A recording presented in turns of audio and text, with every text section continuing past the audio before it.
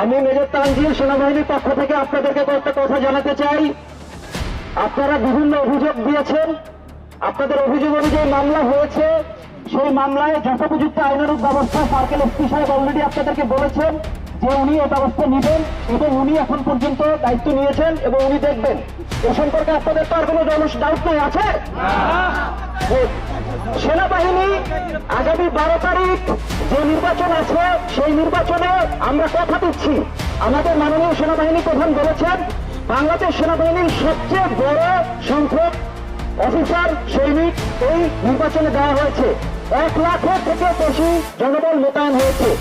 সুতরাং আপনাদের জন্য আমি ক্লিয়ার মেসেজ দিয়ে দিতে চাই যে বারঘর শহর নিরাপত্তার চাদরে ঢাকা থাকবে।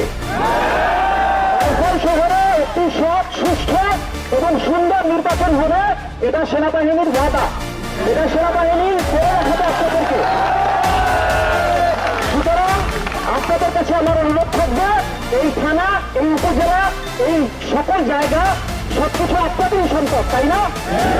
এই সম্পদে আমরা অন্য রকমের আর কোনো কার্যক্রম না করি।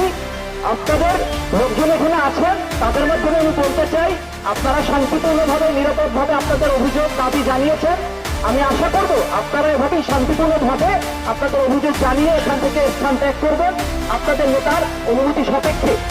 এবং আপনাদের জন্য সর্বশেষ মেসেজ, সেনাবাহিনী সর্বদাই নিরপেক্ষ ছিল এবং সেনাবাহিনী সর্বদাই নিরপেক্ষ থাকবে। অভিযোগ সেনাবাহিনীকে জানাবেন, আমরা কঠোর ব্যবস্থা নিব। এবং কেউ যদি ভোট কেন্দ্রে বা ভোট কেন্দ্রে কোনো জায়গায় কোনো রকমের নিরাপত্তাজনিত ঘটনা ঘটানোর চেষ্টা করেন, সেনাবাহিনী কঠোর হাতে দমন করবে। ধন্যবাদ।